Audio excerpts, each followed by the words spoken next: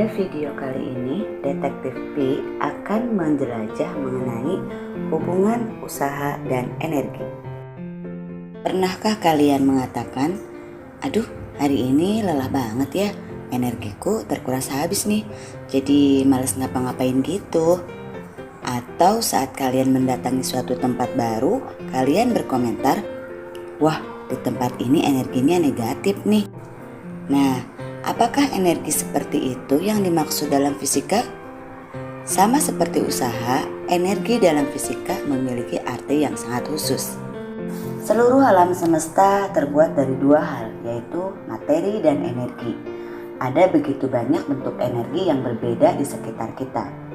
Energi yang sudah kita kenal, misalkan energi potensial, energi kinetik, energi panas, energi kimia, energi cahaya, energi suara, atau energi listrik. Jadi ada banyak sekali daftar bentuk energi yang ada di alam semesta ini. Tetapi pada pembahasan video ini kita akan mempelajari mengenai energi potensial, energi kinetik, energi mekanik, dan bagaimana hubungan usaha dengan energi tersebut.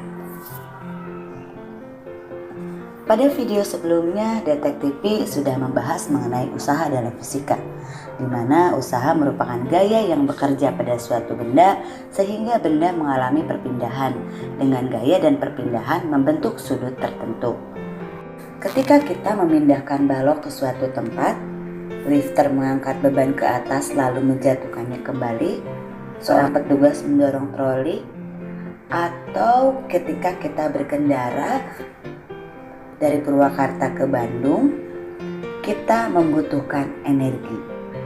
Pertanyaannya, berapa banyak energi yang kita berikan atau yang terlibat ketika kita melakukan usaha tersebut? Nah, kita perhatikan video berikut ini. Ketika kita melempar bola bowling yang awalnya dalam keadaan diam, apa yang terjadi? Bola ternyata bergerak bertambah cepat menjauhi kita. Mengapa ya bola bergerak dipercepat? Ketika kita melempar bola itu, kita memberikan sebuah gaya dorong dengan nilai tertentu.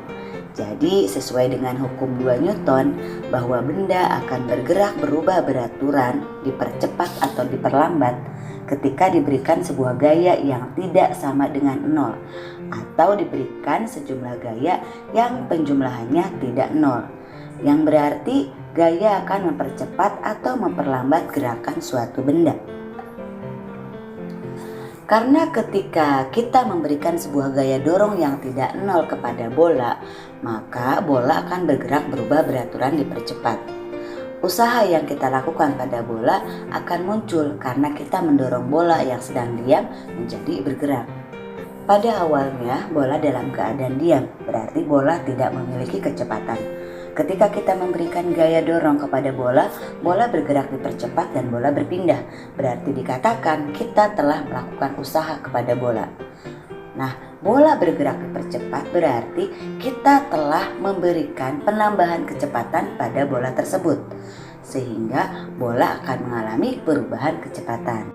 Karena adanya usaha yang kita berikan inilah yang menyebabkan bola tersebut mengalami perubahan kecepatan. Ketika kita melemparkan bola, berarti kita mengeluarkan energi kan? Semakin besar energi yang kita berikan, maka semakin besar pula gaya yang harus kita berikan. Ini akan membuat semakin cepat bola bergerak dan semakin jauh juga perpindahan yang dilakukan oleh bola. Otomatis usahanya juga akan semakin besar.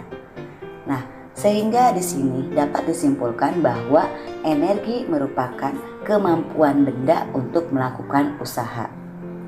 Energi yang terlibat pada pergerakan bola ini dinamakan dengan energi kinetik, yaitu energi yang dimiliki benda karena gerakannya.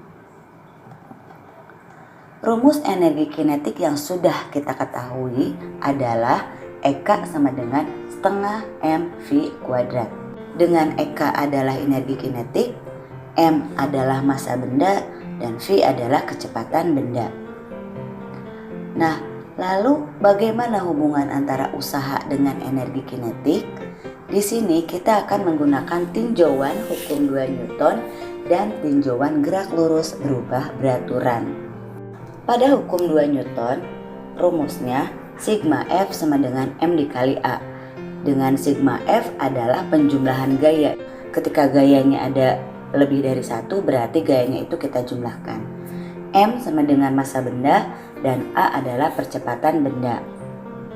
Karena kita tadi menggunakan gaya dorong pada bowling hanya 1 buah gaya, berarti kita akan meninjau 1 buah gaya terlebih dahulu.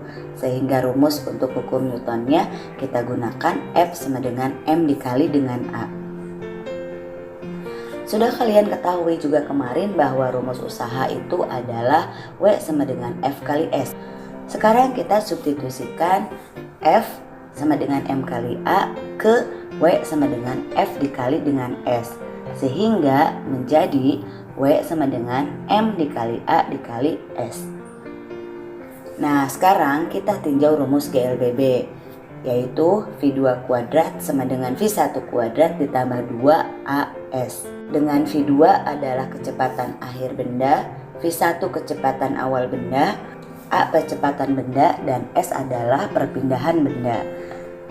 Apabila kita ingin mendapatkan AS, maka kita peroleh 1/2 V2 kuadrat dikurangi V1 kuadrat. Nah, A kali S tadi kita substitusikan ke persamaan W sama dengan M dikali A dikali S, sehingga menghasilkan M dikali setengah V2 kuadrat min V1 kuadrat. Kita pindahkan yang setengahnya ke depan ya, sehingga W sama dengan setengah M V2 kuadrat min V1 kuadrat. Kita operasikan yang di dalam kurung, sehingga W sama dengan setengah M V2 kuadrat dikurangi setengah M V1 kuadrat. Nah, setengah M V kuadrat itu kan rumus energi kinetik ya, sehingga setengah M V2 kuadrat bisa kita ubah menjadi EK2, setengah M V1 kuadrat menjadi EK1, sehingga kita peroleh besarnya W itu sama dengan EK2 dikurangi EK1, atau W sama dengan delta EK, di mana delta EK itu sama dengan EK2 dikurangi EK1. Delta EK adalah perubahan energi kinetik. Jadi delta itu artinya perubahan ya. Nah, sehingga usaha dapat diartikan sebagai perubahan energi kinetik atau energi kinetik akhir dikurangi energi kinetik awal.